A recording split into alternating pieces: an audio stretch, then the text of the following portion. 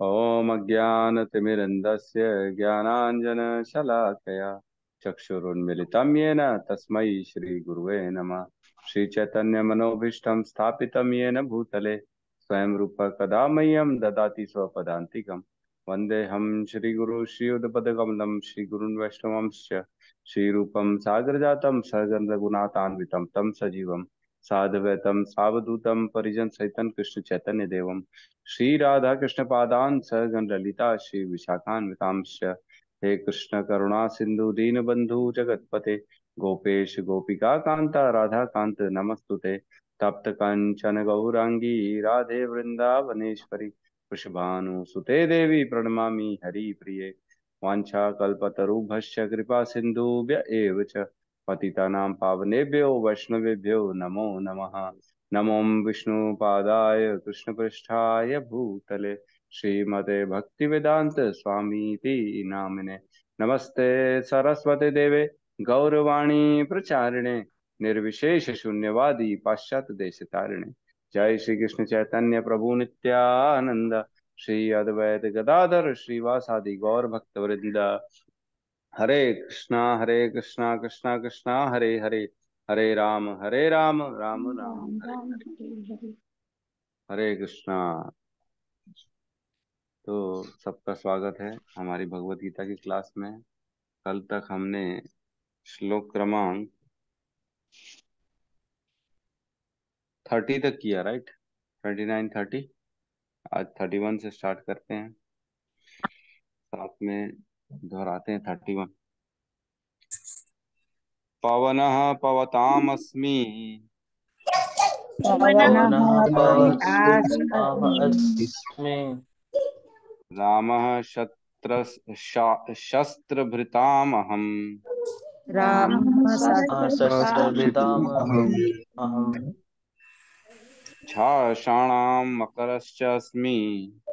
रसाणां मकरः च अस्मि।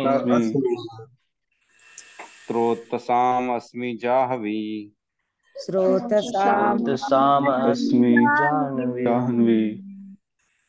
पवनः पवतामस्मि पवनः पवतामस्मि रामः शस्त्रभृताम् अहम्। रामः शस्त्रभृतामहम् झषाणां मकरश्चास्मि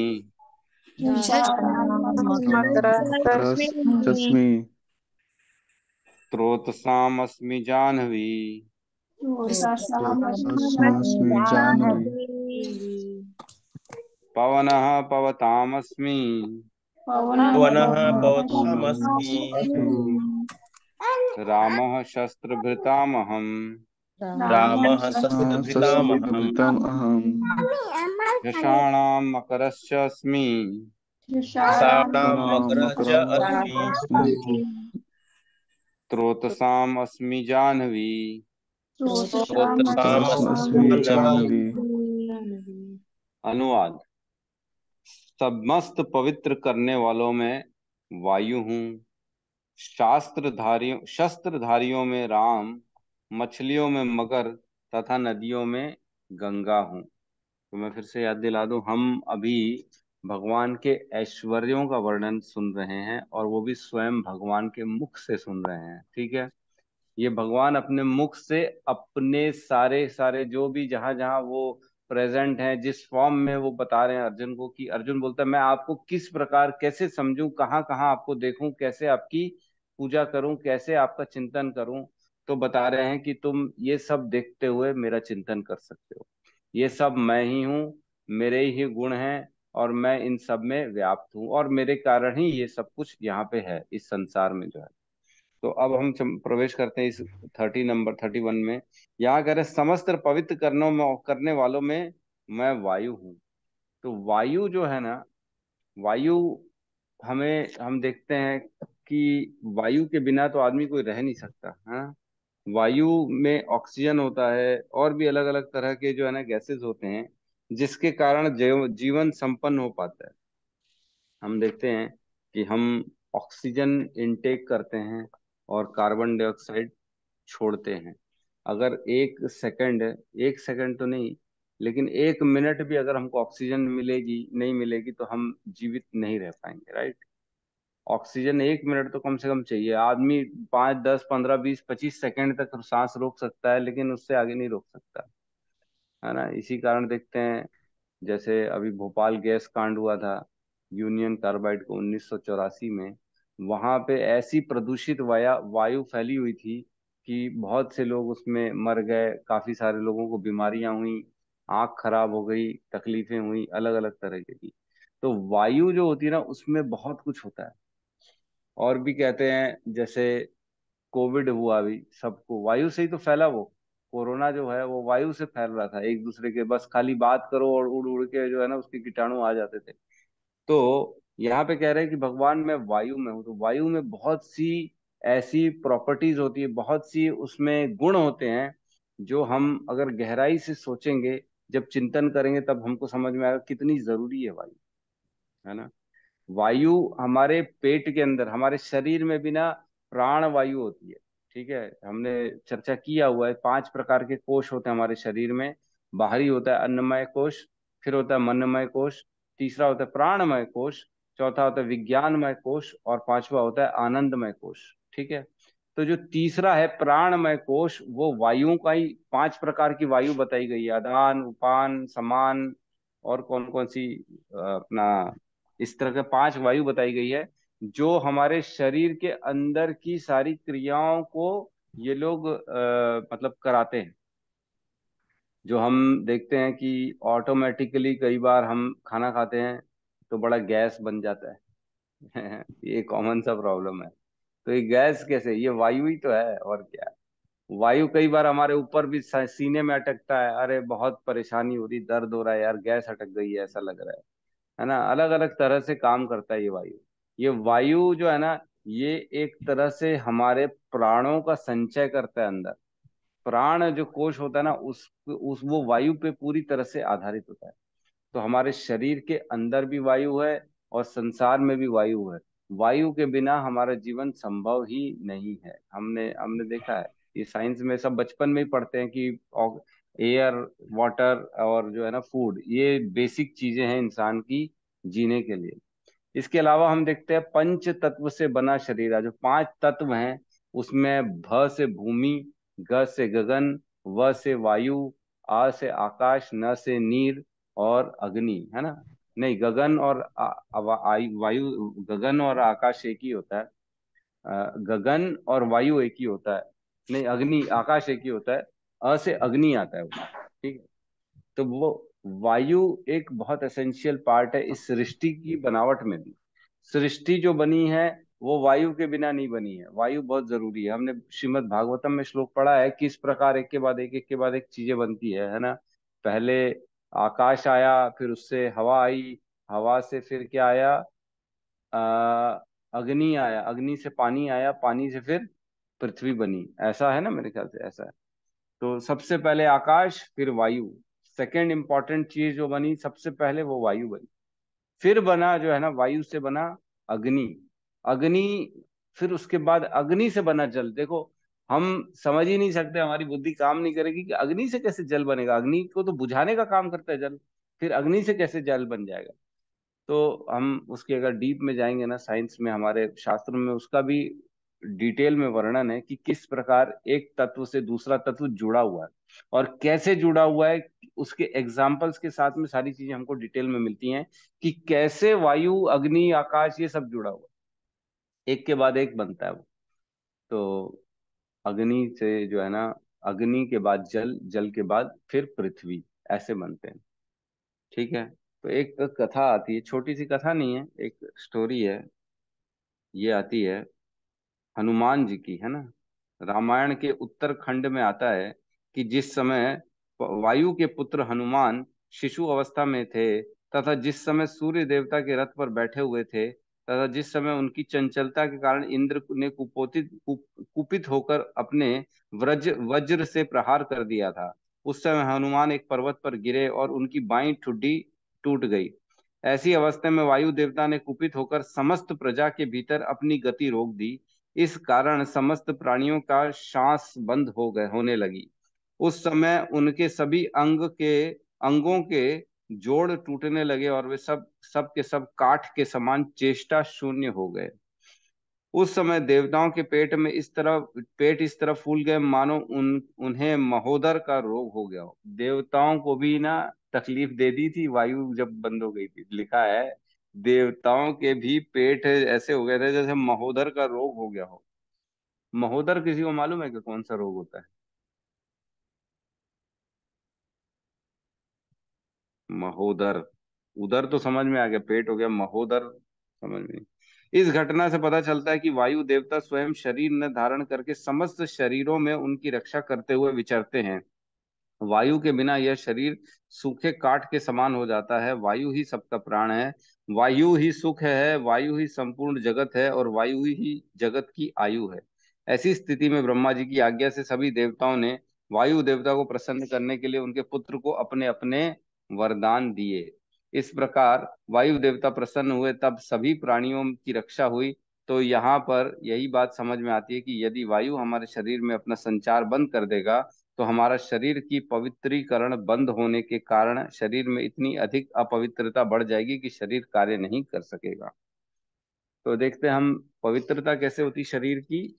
जब हम सांस लेते हैं तो साइंस भी बताता है कि जैसे हम सांस लेते हैं तो उसमें से ऑक्सीजन जाती है जो कि हमारे ब्लड को प्यूरिफाई करती है, पुराना उसमें से गंदा खून में से कार्बन डाइऑक्साइड निकालती है और फ्रेश ऑक्सीजन डालती है। तो इस प्रकार जो है ना वायु का बहुत इंपॉर्टेंट पार्ट है यहाँ पे। वायु स्पर्श करते हैं, ठंडक लगती है, बढ़िया मधुर मधुर हवाएं चलती हैं तो कितना प्यारा लगता है। तो वैसे कह रहे भगवान कि मैं पवित्र करने वालों में वायु हूँ। फिर कहते हैं कि शस्त्रधारियों में राम हूँ, है ना। तो राम के बारे में अपन वर्णन करते हैं। राम कौन सा शस्त्र चलाते हैं? भगवान श्री राम जो है उनके पास कौन सा जो है शस्त्र है? धनुष बाण। धनुष प्रभु जी। धनुष। धनुष, है ना। तीर, धनुष से तीर छोड़ते हैं ना। तो धनुष जो होता है वो शस्त्र कहलाता है क्या? नहीं, बाण है प्रभु जी, बाण। बाण, बाण शस्त्र कहलाता है क्या? यस प्रभु जी। शस्त्र, शस्त्र कहलाता है। अस्त्र और शस्त्र में क्या फर्क है? जो हाथ मतलब छोड़ा, जो फेंक के मारते हैं प्रभु जी, उसको अस्त्र कहते हैं। हम्म। और जो हाथ से मारते, जैसे गदा हो गया, और हाँ मतलब उसको अस्त्र कहते हैं, शस्त्र कहते हैं। हाँ, अस्त्र जो होता है वो अपने शरीर से शस्त्र जो होता है ना वो आदमी को, एक सेकंड में पढ़ के सुनाता हूँ आपको। हाँ।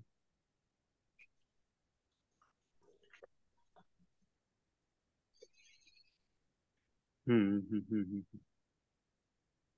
धनुष जो होता है ना वो होता है, एक्चुअल में उसको अस्त्र कहा जाता है। धनुष को क्यों कहा जाता है अस्त्र होता है? क्योंकि ऐसे हथियार जो हाथों से छूटकर दूर जाते हैं, तथा शस्त्र का अर्थ ऐसा है, शस्त्र मतलब जो है हाथों से दूर नहीं जाता उसको कहते हैं शस्त्र। हम्म। ठीक है। शस्त्र मतलब जो कि दूर चला जाता है, दूर नहीं जाता, जो अपने साथ अपन पकड़ के रखे रहते हैं ना, जैसे गदा हो गया और बाकी चीज हो गई, उसको शस्त्र कहते हैं। और अस्त्र मतलब जो छोड़ के फेंक के मारा जाता है, जो भाला हो गया, धनुष हो गया, तीर हो गई, ये सारी चीजें जो है ना अस्त्र में आती है। तो यहाँ पे जो है ना शस्त्रधारी कहा गया है। राम, रामः शस्त्र भृताम अहम, मतलब सारे शस्त्रधारियों में मैं राम हूँ। तो राम के पास तो लेकिन जो है ना वो जो धनुष बाण है ना वो अस्त्र कहलाता है, शस्त्र नहीं अपना, हाँ अस्त्र कहलाता है, शस्त्र नहीं कहलाता है।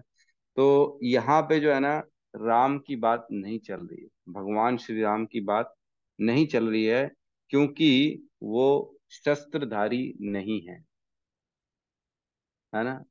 स्वयं राम और कृष्ण में कोई भेद नहीं है, कहते हैं ना राम कृष्ण ना, कृष्ण राम कृष्ण में नहीं कोई भेद, एक के चपल विशेष, एक के नयन विशेष, ऐसा है ना, एक आता है ना, मैं बताया भी था आपको। प्रभु जी हरे कृष्णा, जो फ्लाइंग रहता है ना, जैसे डिस्कस थ्रो, भाला फेंक, जैवलिन थ्रो, शॉट पुट, उसको अपन अस्त्र बोलेंगे। शस्त्र means we have to hold in our hands and then we have to fight. Hare Krishna. Hmm. Ram Krishna दोनों एक है, अंतर नहीं विशेष, एक के नयन विशाल, एक के चपल विशेष, है ना।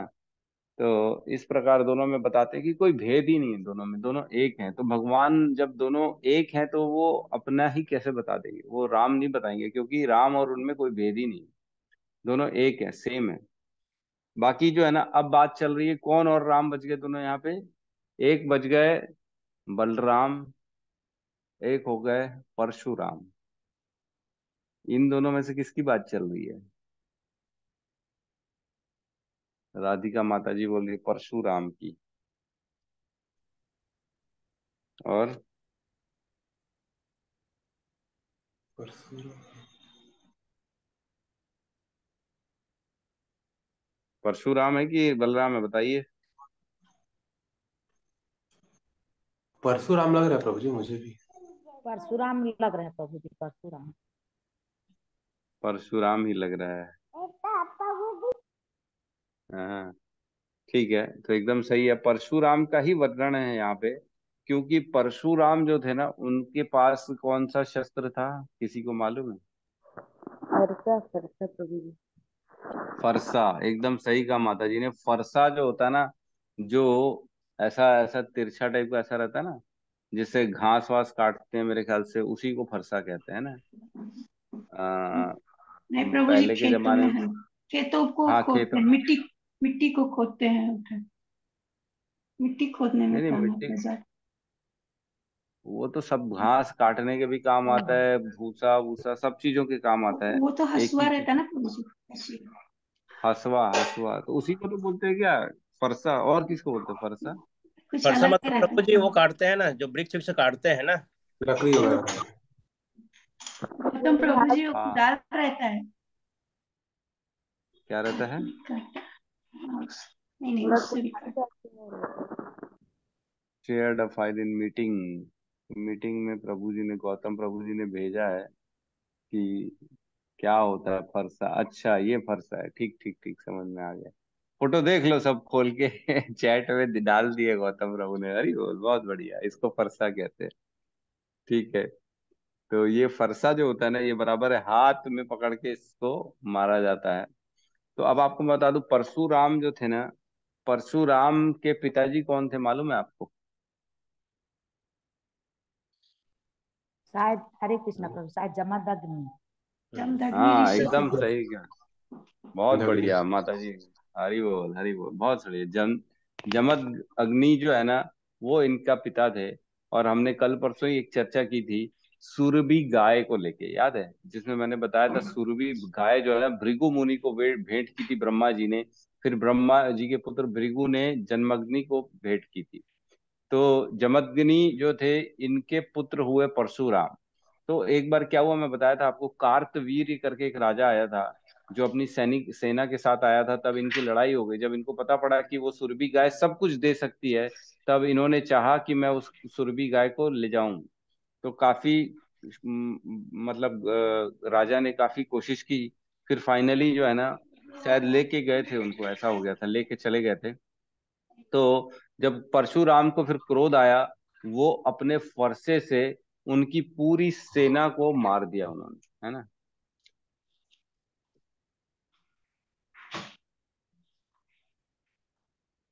तो वर्णन आता है इसमें, थोड़ा डिटेल में बताता हूँ आपको। भागवत के 9वें स्कंद में वर्णन आता है परशुराम जी का, है ना। जिसमें बताते हैं अध्याय क्रमांक 15 में, 9.15 में।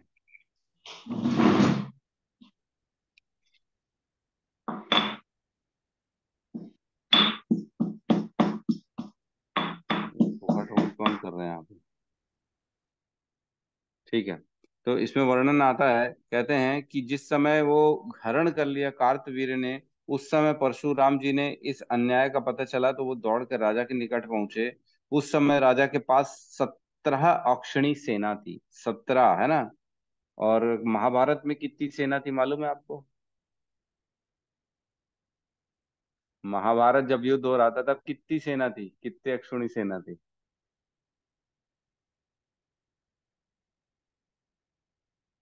11। राधिका माता बोल रही है 11, 11। 11 अक्षौणी सेना जो थी ना, वो तो मात्र उनके पास थी, कौरवों के पास। और 7 अक्षौणी सेना थी पांडवों के पास। तो टोटल हो गई 18 अक्षौणी सेना हो गई, जो कि महाभारत युद्ध में युद्ध चल रहा था उनकी। अब यहाँ बता रहे हैं कि केवल कार्तवीर्य की सेना जो थी ना, वो कितनी थी? 17 अक्षौणी सेना कार्तवीर्य के पास, अकेले के पास थी ना, अकेले के पास। आगे बताते हैं, इस प्रकार 17 अक्षौणी सेना में, परंतु परशुराम जी ने मन तथा वायु की गति से विचरण करते हुए अपने फरसे से शत्रुओं के टुकड़े टुकड़े कर दिए। उन्होंने शत्रुओं के हाथ पैर तथा सिर सब काट काट दिए। उस समय कार्तवीर्य राजा ने परशुराम जी को मारने के लिए 1000 भुजाओं में से 500 धनुषों पर बाण चढ़ा लिया, परंतु परशुराम जी ने उनके हाथों के सारे सारे धनुषों तथा बाणों को काट काट काट कर टुकड़े टुकड़े कर दिया। फिर कार्तवीर्य राजा ने अपने हाथों में अनेक वृक्ष तथा शिलाओं को लेकर उनको मारने के लिए दौड़े। उस समय परशुराम ने अपने फरसे से अत्यंत वेग पूर्वक उनकी भुजाएं काट डाली तथा उनके सिर भी काट डाले। तो कार्तवीर्य जो थे ना, उनके पास 1000 हाथ थे, है ना, 1000 हाथ थे, और वो बहुत उस समय वो थे, बलशाली थे।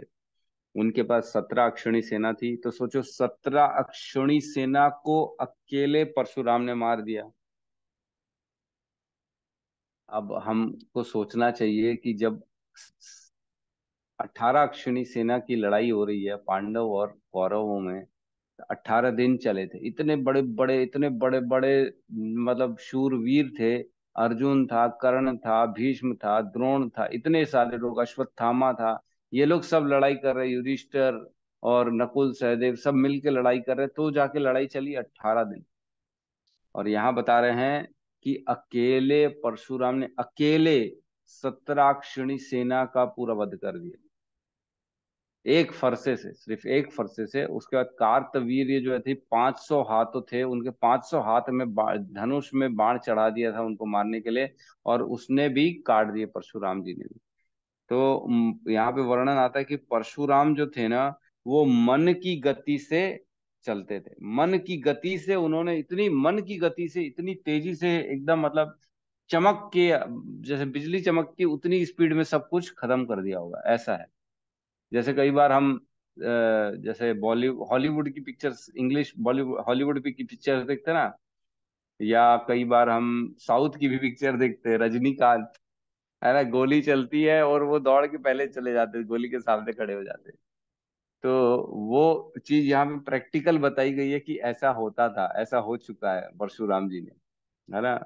कई बार हम देखते हैं साउथ की, बोलते क्या बंडल दिखा रहा है यार, कुछ भी दिखा रहा है, दौड़ के गोली से आगे निकल गया, गोली चलाई और दौड़ दौड़ के उसके आगे चला गया। तो यहाँ बता रहे हैं कि परशुराम जी मन की गति से चलते थे, और उन्होंने सब कुछ तहस नहस कर दिया। तो कार्तवीर्य को कहते हैं 21 बार पूरी पृथ्वी के जो है ना क्षत्रियों का वध कर दिया था परशुराम जी ने, 21 बार। और फिर उनका वर्णन आता है रामायण में भी। जब राम जी धनुष तोड़ देते हैं शिव जी का, जनक महाराज के जो है उसमें स्वयंवर में, तो उस समय भी परशुराम आ जाते हैं। परशुराम उनको नाराज होते हैं कि आपने शिव जी का कैसे धनुष तोड़ दिया। फिर जब भगवान श्री राम अपनी लीलाएं दिखाते हैं उसको थोड़ी बहुत, तब वो स्वयं झुकते हैं, बोले नहीं ठीक है, आप तो स्वयं स्वयं शिव के भी, शिव जी के भी आप प्रभु हो, ठीक है। तो यहाँ कह रहे हैं शस्त्रधारियों में मैं राम हूं, मतलब परशुराम हूँ। मछलियों में मगर हूँ। तो मगरमच्छ का वर्णन ऐसा है कि मगर में कहते हैं कि काफी सारे जो है ना, मतलब जुड़े हुए हैं। मगर जो है ना, एक खाली मगरमच्छ नहीं होता, मगर में सब मछ मैं बता रहा हूँ।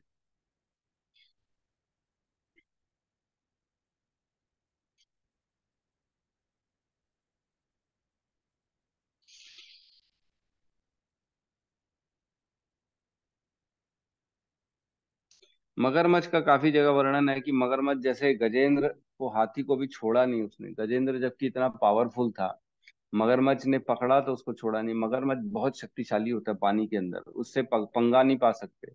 तो इसलिए कह रहे हैं मगरमच्छ हूं मैं। इसका वर्णन डिटेल में आता है तो अपन इसमें नहीं जाते हैं, प्रवेश नहीं करते हैं। आगे कहते हैं कि मैं नदियों में गंगा हूँ। ये बहुत इंपॉर्टेंट चीज है। गंगा जो है ना, उसका वर्णन पूरा हुआ है 5.17.1 में, है ना। और 9.9.6 से लेके 14 तक इसमें पूरा बताया गया कि किस प्रकार भागीरथ जो थे, भागीरथ उन्होंने अपने प्रकोप, अपने तपस्या से, अपने बल से गंगा को इस संसार में लाया, है ना। गंगा जो की थी, वो कारण सागर में जो भगवान महाविष्णु लेटे हुए हैं, वहां का जल जो है ना, कारण सागर, वो गंगा है एक्चुअल में। वहां पे जैसे ही कहते हैं, वर्णन आता है कि वामन, जब भगवान वामन का रूप लेके आए थे और 3 पग में पूरी धरती को नापा था, तो उस समय जो था ना, उनका एक अंगूठा जब ब्रह्मा जी के तक ऊपर गया ना, तो उस पैर का अंगूठे ने एक छेदा बना दिया ब्रह्मांड में। और उस छेदे से फिर गंगा आई बाहर नीचे, है ना। तो उसका वर्णन भी आता है पूरा, है ना। ये आता है 9.9.14। इसमें लिखा है कि किस प्रकार वो छेदा हुआ, और उसमें जो है ना, गंगा के 4 पार्ट हुए, ऐसे 4 पार्ट में गंगा आना चालू हुई ब्रह्मांड में। और अलग अलग दिशाओं की अलग अलग तरफ जल गया, एक ब्रह्म लोक तरफ, एक इधर एक उधर, ऐसा पूरा वर्णन आता है। कहते हैं जब ब्रह्मांड में छेदा हुआ, तब उसको इधर तक, इन 14 लोकों तक आने में ही 100 साल लग गए, इतना इतना डिस्टेंस है ना। जैसे ऊपर से फेंकते हैं तो नीचे आने में कुछ मिनट लगता है ना, कुछ सेकंड लगते हैं, मिनट तो नहीं, सेकंड लगता है। जैसे हम छत में जाके पत्थर फेंकेंगे, तो फेंके और तुरंत तो नीचे नहीं पहुंच जाएगा, 1 या 2 सेकंड लगते हैं उसको नीचे आने में। तो वैसे ही ब्रह्मांड के छिद्र जब हुआ, तब वहां से लेके नीचे ब्रह्मलोक तक आने में ही उनको 100 की 200 साल लग गए गंगा जी को आने में। वो सब वर्णन है। आप ये 9वां अध्याय, 9वां कैंटो खोलेंगे, 9.9.6 से लेके 14 तक, इसमें सारा गंगा जी का वर्णन है कि किस प्रकार गंगा जी कैसे आई, और किस प्रकार भागीरथ ने, और किस प्रकार सागर सगर महाराज के पुत्र जो थे, 60,000 पुत्र, और जब घोड़ा ढूंढने निकल रहे थे, है ना, अश्वमेध यज्ञ का, इंद्र ने कुपित होकर डर के मारे उनके घोड़े को कपिल भगवान के आश्रम में बांध दिया था। तब वो जाके 60,000 पुत्रों ने अहंकार वश बोला, ए साधु, हमको हमारा घोड़ा वापस कर, तूने क्यों रोका है, ऐसा वैसा। तो फिर उनके प्रकोप से सारे के सारे 60,000 उनके पुत्र जल के मर गए, राख हो गए। तब फिर उनके वंश में आगे आए भगीरथ, जिन्होंने उनसे प्रार्थना की और उनसे आदेश लिया, उपदेश लिया।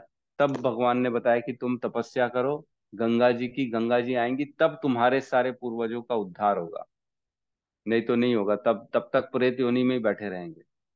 फिर जब इन्होंने तपस्या की, भगवान को प्रसन्न किया, तब सारी चीजें वर्णन हुआ, तब फिर वो गंगा जी नीचे आई। और गंगा जी ने बोला, तुम चलो आगे, जहां जहां तुम चलोगे मैं तुम्हारे पीछे पीछे चलती जाऊंगी। तो इस प्रकार, जहां गंगोत्री का उद्गम स्थान है ना, हिमालय में ऊपर, उत्तराखंड के आगे, वहां से पैदल पैदल भागीरथी महाराज चले हैं, पूरा कलकत्ता तक पैदल चल के आए हैं। और उन्होंने पूरा रास्ता बताया कि आप ऐसे ऐसे इस रास्ते से आप आइए इस सागर तक। तो इन इन बिटवीन इनका गंगा सागर, जहाँ पे इन लोग, इनके सारे जो है ना पूर्वज, जिनका भस्म पड़ी हुई थी, वहां से होते हुए फिर ये लोगों ने नीचे गई है गंगा, ऐसा है। ठीक है, गंगा का बहुत इम्पोर्टेंस है। हम देखते हैं कि गंगा स्नान से सारे पाप छूट जाते हैं, है ना। पापों का क्षय करती है गंगा, लेकिन पापों को करने की वृत्ति का क्षय करती है हमारा महामंत्र, है ना। मतलब महामंत्र करेंगे तो पाप करने की वृत्ति चली जाएगी, आप पाप ही नहीं करोगे आगे। लेकिन गंगा स्नान में ऐसा नहीं, गंगा सिर्फ पापों से छुटकारा दिला सकती है। लेकिन जैसे ही आपने दोबारा पाप किया, तो सारे के सारे फिर पाप वापस चढ़ जाते हैं, क्योंकि आपके अंदर वृत्ति है, वो पुराने संस्कार अभी तक गए नहीं, आपके अंदर की आदतें नहीं छूटी हैं, इसलिए वो दोबारा आ जाता है सारे के सारे। ठीक है, तो नेक्स्ट श्लोक में हम प्रवेश करते हैं। 32। सर्गाणाम आदि अंतश्च स्वर्गाणाम् आदि अन्तश्च मध्यम च एव अहम अर्जुन। मध्यम च एव अर्जुन। अध्यात्म विद्या विद्यानाम अध्यात्म अध्यात्म विद्या विद्या विद्या विद्यानां विद्यानां वादः प्रवदताम अहम। वाद प्रवदताम् अहम् सर्गाणामादि अंतश्च सर्गाणाम् आदि सर्गाणाम् अन्तश्च मध्यम च एव अहम अर्जुन। मध्यं च एवम् अहम् अर्जुन। अध्यात्म विद्या विद्यानाम अध्यात्म विद्या विद्यानां वाद प्रवदताम अहम। वादः प्रवदताम् अहम्। सर्गाणामादि अंतश्च सर्गाणाम् आदि अन्तश्च मध्यम च एव अहम अर्जुन। मध्यं च एव अहम् अर्जुन। अध्यात्म विद्या विद्यानाम अध्यात्म विद्या विद्यानां अध्यात्म विद्या वाद विद्यानां वाद प्रवदताम अहम। वादः प्रवदताम् अहम्। अनुवाद। हे अर्जुन, मैं समस्त सृष्टियों का आदि मध्य और अंत हूँ। मैं समस्त विद्यालयों में अध्यात्म विद्या हूँ और तर्क शास्त्रियों में मैं निर्णायक सत्य हूँ। है ना। तो एक श्लोक खोलेंगे 10.20। 10.20 में भगवान कह चुके हैं कि हे अर्जुन, मैं समस्त जीवों के हृदय में स्थित परमात्मा हूँ और मैं ही समस्त जीवों का आदि मध्य तथा अंत हूँ। है ना। वहां पे भी कहा है कि मैं आदि मध्य और अंत हूँ, और यहाँ पे भी कह रहे हैं कि मैं आदि मध्य और अंत हूँ। लेकिन एक बहुत बड़ा डिफरेंस है। वहां कह रहे हैं मैं जीवों का आदि मध्य और अंत हूँ, यहाँ कह रहे हैं कि मैं समस्त सृष्टियों का आदि मध्य और अंत हूँ। है ना। तो कंफ्यूजन नहीं होना है, हमको समझना है कि क्या क्या किसके बारे में चर्चा चल रही। तो हाँ, हमने पढ़ा था जीवों का मध्य और अंत क्या होता है ना। जीवन का जो जिस प्रकार ये जीवन होता है हमारा, हमने चर्चा की थी, एक बाल्यावस्था होती, जवानी होती, वृद्धावस्था होती, फिर मृत्यु होती है। ये जीवन की मतलब अंत शुरुआत और अंत मध्य अंत ऐसा हो गया, आदि अंत मध्य और अंत। वैसे ही समस्त जीवों का आदि मध्य और अंत भगवान है ना। अब कह रहे हैं मैं समस्त सृष्टियों का आदि मध्य और अंत हूँ। तो हमने चर्चा पहले ही की हुई है कि सृष्टि कैसे बनती है, भगवान की इच्छा से बनती है। ब्रह्मांड आते हैं, उसमें ब्रह्मा जी प्रवेश करते हैं, फिर ब्रह्मा विष्णु महेश तीन फॉर्म आते हैं। विष्णु के भी तीन फॉर्म आते हैं, महाविष्णु, गर्भोदक्षाई विष्णु, क्षीरोदक्षाई विष्णु। वो प्रवेश करते हैं हर कहाँ, तब सृष्टि का संचालन होता है ना। फिर सृष्टि का अंत कब होता है, जब ब्रह्मा जी का 100 वर्ष पूरे हो जाते हैं। उसके बाद ये सृष्टि वापस जो है भगवान के महाविष्णु के दोबारा रोम कूपों में प्रवेश कर जाती, सांस जैसे लेते हैं तो प्रवेश कर जाती, तो सृष्टि खत्म हो जाती है। तो अब कह रहे हैं कि मैं सृष्टियों का आदि मध्य और अंत हूँ। तो मेरे कारण ही सारी सृष्टियां आती हैं, मेरी इच्छा के कारण, और मेरी इच्छाओं के कारण ही विनष्ट हो जाती हैं। तो इसमें हम थोड़ा सा तात्पर्य पढ़ते, तात्पर्य में कुछ चीजें हैं इंपॉर्टेंट। तात्पर्य बाय शील प्रभुपाद की जय। सृष्टियों में सर्वप्रथम समस्त भौतिक तत्वों की सृष्टि की जाती है ना। जैसा कि पहले बताया जा चुका है, यह दृश्य जगत महाविष्णु, गर्भोदक्षाई विष्णु तथा क्षीरोदक्षाई विष्णु द्वारा उत्पन्न और संचालित है।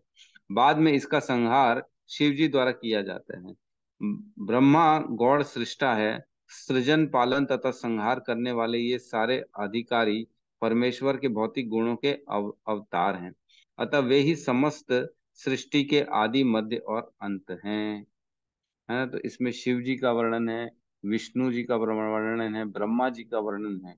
ये सारे को शक्ति कहाँ से मिलती है हम जानते हैं कि विष्णु ने ब्रह्मा जी को उपदेश दिया था। जब वो पहले, मालूम है ना, जब कमल में ब्रह्मा जी उत्पन्न हुए तब वो सोचने लगे मैं आया कहाँ से हूँ। तब वो उस कमल की डंडी में नीचे जाना चालू किए। तो 100 वर्ष तक नीचे गए, लेकिन उसको अंत नहीं मिला उसे। फिर दोबारा ऊपर आके बैठ गए, बोले मैं करूं तो करूं क्या। फिर उन्होंने दो शब्द सुने, त और प, त प। तो फिर उन्होंने तपस्या करने बैठ गए। और जब 1000 सालों तक, 1000 दिव्य सालों तक उन्होंने तपस्या की, तब उनके अंतःकरण में स्वयं भगवान प्रकट हुए। और उनको सारा का सारा पूरा मैप उनके दिमाग में आ गया ऑलरेडी, ऐसे बिना गए समझ गए कि मैं कहाँ से निकला हूँ, कहाँ पे पहुंचा हूँ और मेरा उद्देश्य क्या है। पूरा ज्ञान आ गया उनके अंदर, भगवान का स्वरूप आ गया उनके अंदर। तब फिर भगवान ने चतुर्श्लोकी भागवत उनको बताई। और फिर उन्होंने फिर सृष्टि को, उस सृष्टि निर्माण का उनके अंदर ज्ञान आया। ठीक है, तो इस सब चीजों का कारण भगवान कह रहे हैं मैं हूँ। कृष्ण है ये ना, कृष्ण कह रहे हैं मैं हूँ। न विष्णु कह रहे हैं, न कोई और कह रहा है, न ब्रह्मा न शिव। अश्व अवतार हुआ था तब। अश्व अवतार, अश्व अवतार तो भगवान का आप जो हैग्रीव अवतार बोलते हैं उसको अश्व बोलते हैं ना, उसी की बात कर जी रहे हो। प्रभु जी, जी प्रभु जी, उसको ही बोलते हैं अग्रिम अवतार की। हैग्रीव अवतार तब नहीं हुआ था। हैग्रीव अवतार तो जब सृष्टि चालू हो गई थी उसके बाद हुआ था। हैग्रीव अवतार में क्या था, कौन सा असुर था जो वेद चुरा के भग गया था, है ना, ब्रह्मा जी से। उसका वध करने के लिए भगवान ने अश्व का वेश लिया था। कौन सा असुर था मैं भूल रहा हूँ। ठीक है, वो बात की बात है। तो यहाँ इसके चर्चा चल रही कि भगवान कह रहे हैं मैं सभी प्रकार से सृष्टि का कारण हूँ, उसका मध्य भी हूँ, अंत भी हूँ और उत्सर्जन हूँ। मेरे से ही सारी सृष्टि चालू होती है, खत्म होती है, और उनका संचालन भी होता है तीनों रूप में, ब्रह्मा विष्णु महेश। और विष्णु के भी तीनों रूप में, महाविष्णु, क्षीरोदक्षाई और गर्भोदक्षाई विष्णु। ठीक है। तो एक ना बड़ा इंपॉर्टेंट श्लोक है ब्रह्मा जी का। ब्रह्मा जी कहते हैं भगवान को कि नारद जब पूछते हैं ना ब्रह्मा जी से कि आप ही लगता है इस सृष्टि के कारण हो, तो कृपा करके उपदेश दें कि इतनी शक्ति आपको कैसे आई, आपने कैसे इतनी बड़ी सृष्टि का निर्माण कर दिया। तब ब्रह्मा जी ने प्रसन्न होकर अपने पुत्र नारद को पूरा ज्ञान दिया। हमने पढ़ा है, मैंने पहले भी एक बार पढ़वाया है सबको, मेरे ख्याल से सेकंड कैंटो में था, पता नहीं कौन से कैंटो में। तो उसमें बताते हैं ब्रह्मा जी कि जिस प्रकार सूर्य या चंद्रमा की रोशनी से सारे जल का जलाशयों में, जैसे शाम को या सवेरे जो है जलाशयों में उनका प्रतिबिंब दिखता है, उसी प्रकार मैं भी चमकता हूं भगवान की रोशनी से। भगवान की शक्तियों से मेरे अंदर शक्ति आती जिससे मैं इस सृष्टि का निर्माण करता हूँ, है ना। जिस प्रकार प्रकाश से मोती चमकते हैं, है ना, डायमंड चमकता है, उस प्रकार मैं भी चमकता हूँ भगवान की शक्तियों से। तो मेरे पास जो भी दिखता है वो मेरा नहीं है, बल्कि भगवान का दिया हुआ सब कुछ है, जिसके कारण मेरे को शक्ति मिलती है और मैं ये कार्य कर पाता हूँ। है ना, कितना क्लियरली बताओ ब्रह्मा जी बताते हैं। आजकल अगर किसी के पास कोई पावर मिल जाए तो वो तो बोले अरे बस मैं ही हूँ, मैं, मेरे कारण हो रहा है, बोले पीछे कौन है उसका नाम बताने के लिए तैयार नहीं। तो ये बहुत इम्पोर्टेंट है। ये इसको टेक्निकली समझना बड़ा इम्पोर्टेंट है कि हमको कहाँ से मिल रहा है, हमारा स्रोत कहाँ है। अगर हम उसको डिस्कनेक्ट कर देंगे ना, तो जो ज्ञान मिला है वो फेड होना चालू हो जाता है। समझ पा रहे हैं कि नहीं। अगर ब्रह्मा जी भगवान के बारे में नहीं बताते नारद जी को, तो ब्रह्मा जी अपने ज्ञान का अपने अंदर अहंकार करते, हाँ हाँ भाई मैं ही हूँ, बस मैं ही करने वाला हूँ, तुम लोग सब मेरी पूजा करो। तो धीरे धीरे ब्रह्मा जी का ज्ञान कम हो जाता और धीरे धीरे उनका पतन हो जाता। ठीक है। तो उसी प्रकार हमारा भी जो कर्तव्य है, हम जो ज्ञान प्राप्त कर रहे हैं उसका कम से कम एप्रिसिएशन करना बहुत जरूरी है। कभी भी अपने आप को ये न माने कि मैं ही ज्ञान का पढ़ने वाला हूँ, मेरे को ही ज्ञान मिला, मैंने मेहनत की बॉस। जैसे बड़े बड़े लोग, कई लोग बोलते हैं मेरा इंस्पिरेशन ये, मेरा इंस्पिरेशन वो। ये बताना बहुत जरूरी है, इसका मान रखना बहुत जरूरी है। ये हमारे अंतःकरण में होना चाहिए कि मैं जो स्थिति में हूँ, मेरे कारण में, मतलब मेरे होने का कारण क्या है, मेरे को किसने ऐसा कृपा की जिसके कारण मैं ऐसी परिस्थिति में, ऐसी स्थिति में आया। तो कभी भी हमको हमारे गुरु परंपरा को अवॉइड नहीं करना चाहिए, इग्नोर नहीं करना चाहिए कि मेरे गुरु ने तो दे दिया, बस अब उनका जो काम था उन्होंने कर दिया, अब तो मैं कर रहा हूँ। अपनी जो आज की भौतिक शिक्षा जो है ना, आज की एजुकेशन सिस्टम यही है, जिसने पढ़ाया गुरु उसको सबको छोड़ो, कोई मतलब नहीं है। इसलिए आज की एजुकेशन सिस्टम का कोई इंपॉर्टेंस भी नहीं है, और ना कि रहती है आखिरी तक। जिस प्रकार कर्ण को श्राप दिया गया परशुराम के द्वारा कि जिस समय तेरे को अपनी इस शिक्षा की जरूरत पड़ेगी सबसे ज्यादा, उसी समय तो इसको भूल जाएगा। वैसे ही होता है, जितना हम अपने गुरु मार्गदर्शकों को साइड करते चले जाएंगे, उतना उतना हमारे अंदर ये ज्ञान फेड होता चला जाएगा, हम इसको याद नहीं रख पाएंगे, हम भूल जाएंगे, चिंतन से हट जाएगा, है ना। तो ये बहुत ध्यान रखने वाली चीज है कि हमेशा, आज नहीं अनंत समय तक उनके प्रति हमको हमारा समर्पण का भाव रखना चाहिए। भाव रखने से ही वो ज्ञान टिकेगा, नहीं तो नहीं टिकेगा। जैसे पानी को एक जगह रखने के लिए आपको साइड में वॉल्स चाहिए, एक वॉल भी गिरी तो पानी निकल जाएगा। टंकी में जैसे चार तरफ दीवार रहती तभी पानी अंदर रहता है, लेकिन एक भी दीवार अगर गिरी तो पानी बह जाएगा। वैसे ही अगर हम जिसके भी द्वारा हमारे पास ये सारा पात्रता बनी है हमारी, उनका अगर हम आदर सत्कार नहीं करेंगे तो वो ज्ञान बह जाएगा। तो इस प्रकार जो है ना, ब्रह्मा जी उनको स्तुति में बताते हैं कि मेरा स्रोत जो है ना वो भगवान है। आगे कहते हैं, मैं समस्त विद्याओं में अध्यात्म विद्या हूँ। तो अध्यात्म विद्या हम पढ़े हैं, याद है आपको, कहाँ पढ़े हैं? प्रभु जी, अर्जुन ने अध्यात्म, 8 क्वेश्चन पूछे थे। अरे हरि बोल, बहुत बढ़िया, बहुत सुंदर, गौतम प्रभु की जय हो। 8वें अध्याय में पूछे थे, पहले और दूसरे श्लोक में 8 क्वेश्चन।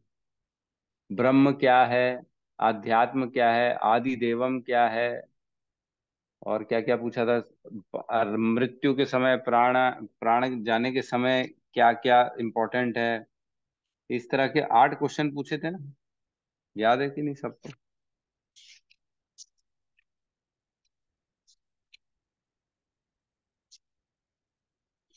है ना। ये है, ब्रह्म क्या है, आत्मा क्या है, सकाम कर्म क्या है, भौतिक जगत क्या है, देवता क्या है, यह मुझे बताइए। पहले श्लोक में बताते हैं, फिर पूछे में सेकंड में पूछते हैं, यज्ञ का स्वामी कौन है, शरीर में कैसे रहता है, और मृत्यु के समय भक्ति में लगे रहने वाले आपको कैसे जान पाते हैं। तो ये 8 क्वेश्चन पूछे थे, जिसमें अध्यात्म क्या है ये पूछा था।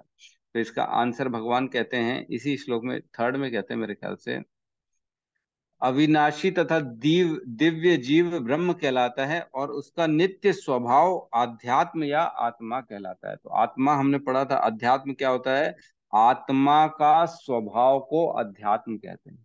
क्या है आत्मा का स्वभाव, इसको जानना, इसको समझना, इसको अध्यात्म कहते हैं। ठीक है, तो इसमें अपन ज्यादा बात नहीं करेंगे, चर्चा नहीं करेंगे।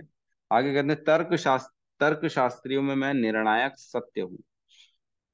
तो इसमें ना अध्यात्म में ये सेकंड पैराग्राफ में लिखा है, उच्च विद्या के लिए ज्ञान के अनेक ग्रंथ हैं, यथा 4 वेद, उनके 6 वेदांग, वेदांत सूत्र, तर्क ग्रंथ तथा धर्म ग्रंथ, पुराण। तो इसमें जो है छह छहों वेदांग, 6 वेदांग कौन कौन से हैं? पहला है शिक्षा, दूसरा है छंद, तीसरा है व्याकरण, चौथा है निरुक्त, पांचवा है ज्योतिष, और छठा है कल्प, है ना। इनको वेदांग कहा जाता है। और वेदांत सूत्र जो है ना, 558 टोटल सूत्र हैं, है ना। जिसका पहला पहला सूत्र हम सब पढ़ते हैं, अथातो ब्रह्म जिज्ञासा, है ना। ये जिज्ञासा करो कि ब्रह्म क्या है, कौन है, ये होता है पहला पहला सूत्र, अतः तो ब्रह्म जिज्ञासा। और आगे कहते हैं तर्क ग्रंथ, धर्म ग्रंथ, पुराण। तो ऐसे अलग अलग ये सारे मिला के 14 प्रकार के ग्रंथ हैं, जिनमें सारा का सारा अध्यात्म का शिक्षा भरा हुआ है। तो बेसिकली अध्यात्म क्या है, आत्मा को जानना, आत्मा का स्वभाव क्या है वो जानना। ठीक है, आगे कहते हैं, तर्क शास्त्रों में विभिन्न विभिन्न प्रकार के तर्क होते हैं। प्रमाण के द्वारा तर्क की पुष्टि, जिससे विपक्ष का भी समर्थन हो, जल्प कहलाता है। प्रतिद्वंदियों को हराने का प्रयास मात्र वितंड है, किंतु वास्तविक निर्णायक वाद कहलाता है। यह निर्णायक सत्य कृष्ण का स्वरूप है। तो तीन प्रकार के यहाँ पे बताए गए हैं कि तर्क होते हैं, जिसमें पहला जल्प कहलाता है। जल्प मतलब डिबेट, बहस होती है ना, एक ने बोला दूसरे नहीं माना, वो उसकी बात काट रहा है, ये इसकी बात काट रहा है, वो उसकी बात काट रहा है, ये इसकी बात काट रहा है, अरे तूने नहीं बोला, मैंने ऐसा बोला, ऐसा यहाँ लिखा, वैसा यहाँ लिखा, ये लिखा है, वो लिखा है। ये होता है जो है ना जल्प। और वितंड क्या होता है?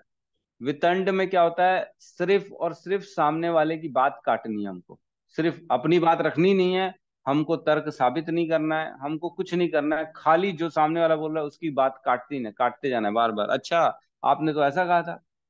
अच्छा, तो वो बोलेगा नहीं नहीं, मैंने ऐसा नहीं कहा था, मैंने तो ये कहा था कि सुबह सुबह सूर्योदय के पहले उठना चाहिए। नहीं नहीं, आपने बोला था कि 4 बजे उठना चाहिए, तो आपने 4 बजे क्यों बोला था? सूर्योदय तो 5 के पहले, 6 के पहले होता है। तो कुल मिला के अपना कुछ रखना नहीं, सामने वाले की बातें काटते रहना, काटते रहना, काटते रहना। ये होता है वितंड। और तीसरा होता है वाद। वाद होता है जिसमें निर्णय निकलता है ना। ये सब जो है ना फालतू की बातों से उठकर जो फाइनल डिसीजन होता है ना, उसको कहते हैं वाद, जिसमें ये साबित हो जाता है कि नहीं ये सही है और ये गलत है, उसको कहते हैं वाद। मतलब फालतू की चीजों में भगवान कहते हैं मैं कुछ भी नहीं हूं, मैं केवल और केवल जो डिसीजन आते वाला जो है, सत्य जो है, वो मैं हूं। इसमें भी झूठा डिसीजन नहीं, कि आजकल जैसे जुरिडिक्शन हो गया, कि गलत को सही को गलत बता दिया और डिसीजन दे दिया जज ने उठा के, यार ये प्रमाणित हो गया कि ये फलाना फलाना ने चोरी किया है और इसको सजा दी जाए 2 साल 5 साल, जबकि वो झूठ था। गलत सबूत पेश किए गए, झूठा सबूत पेश किया गया, जिसके कारण उसको बेचारे को गलत सजा मिल गई। तो वो कह रहे वो नहीं हूं मैं सत्य हूं, जो सत्य में हुआ है वो निर्णय वाला जो है ना वाद, वो मैं हूं, है ना। तो ये समझने की बात है। भगवान देखो सिर्फ एक श्लोक में कितनी गहरी गहरी बात कर देते हैं। हमको ये 4 अक्षर पढ़ने, वादः प्रवदतम अहम, इतना समझने के लिए जो है ना कितना सारा डिस्कशन करना है, हम समझ नहीं पा रहे हैं। लेकिन 4 अक्षर में भगवान ने सब कुछ बता दिया कि मैं ये नहीं हूँ, वो नहीं हूँ, जल्प नहीं हूँ, प्रचंड नहीं हूँ, मैं सत्य हूँ, और वो भी निर्णायक सत्य हूँ। तो भगवान जो है ना, उनको शब्दों की कमी नहीं है, लेकिन फिर भी लोएस्ट, कम से कम में उन्होंने अपना पूरा बात रख दिया। और ऐसा नहीं है कि कुछ उसमें छोड़ा, मतलब इसको पढ़ने से ऐसा लगता है कि कंप्लीट है सेंटेंस, इनकम्प्लीट नहीं। हम जैसे कुछ भी बोलेंगे तो वो इनकम्प्लीट रह जाएगा, कुछ ना कुछ चीजें छूट जाएंगी, लेकिन भगवान जो कह रहे हैं वो पूरा कंप्लीट है, सब कुछ उसमें समाहित है। ठीक है, तो किसी का प्रश्न है तो ले सकते हैं।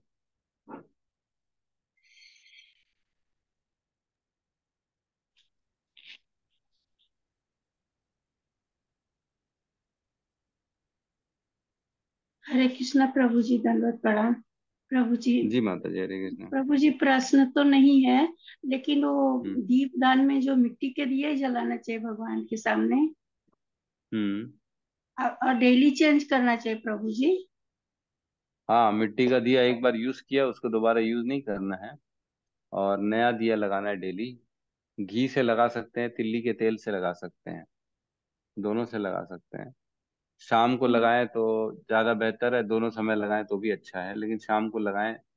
दोनों समय भी लगा सकते हो, बहुत अच्छा है, लेकिन शाम को तो जरूरी है लगाना। प्रभु और जी दामोदर मैं अष्टकम चला दें।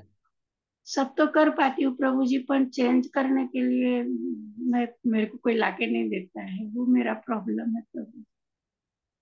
तो एक काम करेंगे ना, आप क्या कर सकते हैं, इकट्ठे ले आइए सारे के सारे, एक बार जाके फिर इकट्ठे ला लीजिए, 30 दिन के 30 दिए ले आइए।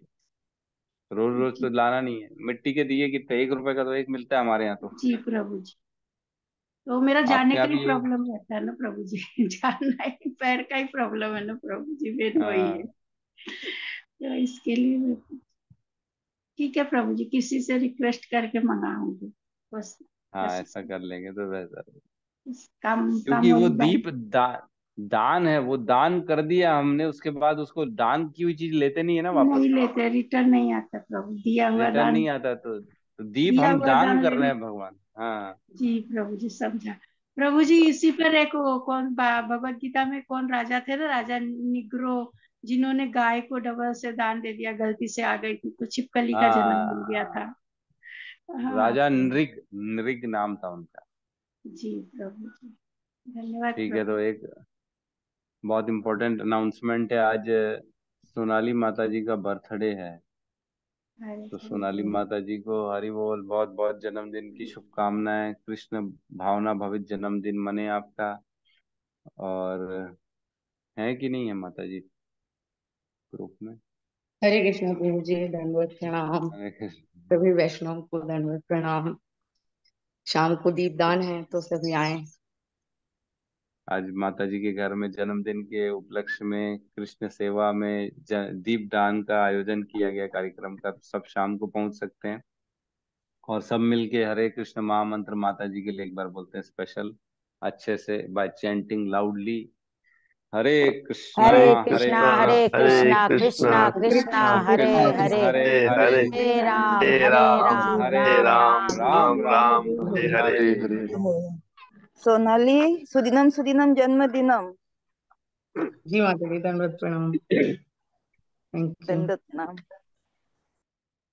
माता जी को बहुत बहुत शुभकामनाएं। माता जी बहुत सिंसियर हैं, बहुत डिवोशनल हैं और हमेशा प्रयास में रहती हैं कि कैसे भी करके जो है ना अपने बिजी शेड्यूल से भगवान की सेवा कर सके। माता जी बहुत बिजी रहती हैं, डॉक्टर हैं, उनका खुद का क्लिनिक है, घर है, बच्चे हैं, सब कुछ है, फिर भी सेवा की बेस में हो, चाहे अपनी पर्सनल हो, चाहे विग्रह हो, चाहे जो भी हो, सब माता जी पूर्ण रूप से और करती हैं। हमको भी साथ तो में हम ले जाती प्रभु जी। हम लोग आते हैं ना रायपुर, हाँ, तो हमारी भी व्यवस्था हाँ, करती, कहाँ हो चलो आओ आओ, हाथ पकड़ के ले आती है। ये उनका हाँ। बहुत बहुत, इसीलिए मैं उनको बहुत वो हूँ ढे- माता जी बस से हम आपके सबको साथ ही हूँ सीखना प्रभु। चाहिए। माता जी। माता जी से सीखना चाहिए हमको कि किस प्रकार अपने आप को, मतलब ऐसा समय का एक पल भी माता जी वेस्ट नहीं करती हैं, बिल्कुल फुल फुल यूटिलाइज करती हैं और भक्ति में आगे बढ़ रही है माता जी। बहुत बहुत बढ़िया, माता जी को बहुत बहुत बधाई। हरे बस कृष्णा। आपको बहुत की कृपा है, ऐसी हैप्पी बने रहे बर्थडे प्रभु जी। माता जी, happy birthday. Hare Hare thank you Krishna. माता जी। सोनाली माता जी, आपको बहुत बहुत जन्मदिन की शुभकामनाएं। हरे ये कृष्ण। मेरी गुरु है, मेरी गुरु है, गुरु जी। आप आनंदमयी माता, आपको भी हैप्पी बर्थडे। माँ का भी तो जन्म रहता है। हाँ, ये मेरी गुरु है, धन्यवाद। यही मेरे को लाई हरि है बोल। भावनामृत बच्चे में। तो अपने गुरु भी रहते हैं और अपने माँ भी रहते हैं। सही। नहीं नहीं, गुरु तो माँ ही है, क्योंकि कहीं ना कहीं उन्होंने ये सब संस्कार दिए हैं। और बस गुरु नहीं की बेटा, कृपा मैं भी से ही अपने मिले बेटे को हैं। गुरु मानती हूँ। मैं सच बता रही हूँ, मैं अपने बेटे को गुरु मानती हूँ, क्योंकि ना बच्चों से बहुत कुछ सीखने लायक रहता है। भगवान सबको कुछ ना कुछ अच्छा देते हैं, जिससे अपने को अच्छा सीखने मिल जाए वो अपने लिए गुरु हो जाते हैं। जी, आप सबसे निवेदन है, शाम को आइए दीपदान के लिए। सोनाली, मैं हरे उड़ के आ कृष्ण। रही हूँ, मैं उड़ के आ रही हूँ। जी माता जी। ठीक है, तो माता जी लाइव सेंसन कर दीजिए, हम भी देख लेंगे। जी माता जी माता लाइव जी। करिए, हम बॉम्बे से देख लेंगे। धन्यवाद माता जी जी। माता जी, इस पे जूम मीटिंग वाले पे ही कर दूंगे। धन्यवाद माता जी। कीर्तन होगा, दीपदान होगा, हमको दामोदर भी अष्टकम देखने को होगा। नसीब हो जाएगा माता जी। जी धन्यवाद। माता जी। जी। हरे कृष्ण। हरे कृष्ण। ठीक है, तो ग्रुप में भी विश कर सकते हैं सब।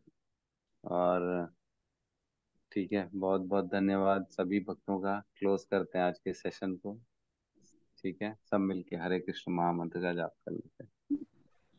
हरे कृष्णा हरे हरे कृष्णा कृष्णा हरे कृष्ण कृष्णा कृष्ण हरे हरे कृष्णा हरे हरे हरे, राम हरे हरे राम राम हरे राम राम राम हरे राम हरे। हरे हरे।